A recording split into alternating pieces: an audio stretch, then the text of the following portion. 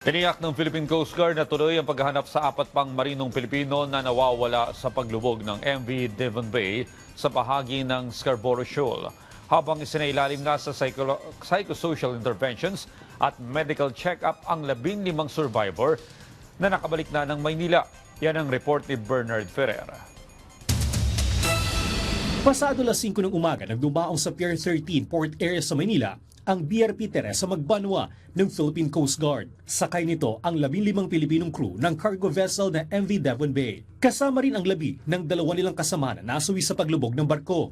Nangyaring insidente noong 22 ng Enero, may 141 nautical miles sa kanluran ng Sabangan Point, Agno Bay, Pangasinan. May kargang humigit kumulang 55,000 metric tons na nickel ore ang MV Devon Bay nang umalis ito sa Gutalak, Zamboanga del Norte patungo sa Yangjiang, China. Kabuang 21 Pilipinong crew ang sakay ng barko. Sa search and rescue operations, 17 ang nasagip. Tiniyak ng Philippine Coast Guard na magpapatuloy ang search and rescue operations sa pamamagitan ng BRP Cape San Agustin at PCG Islander aircraft upang matukoy ang kinalalagyan ng apat na nawawalang crew, kabilang ang mismong kapitan ng barko na pinuri sa kanyang kabayanihan. Isa pong inspirasyon sa bawat marino na makita na ang iyong leader, ang iyong kapitan, ay hindi nauunang tumakas sa sakuna. Nagpahayag din ng pasasalamat ang Philippine Coast Guard sa China Coast Guard sa tulong na ibinigay sa rescue and recovery operations. We thank the China Coast Guard for also listening to our call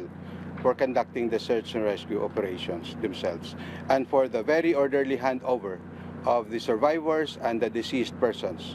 Sa inisyal na investigasyon, lumalabas na nagkaroon ng cargo liquefaction na naging sanhi ng paglipat ng bigat ng karga kasabay ng hindi magandang kondisyon ng panahon noong mga oras na iyon. Samantala, magbibigay ang Department of Migrant Workers o DMW ng psychosocial interventions sa mga nailigtas na crew.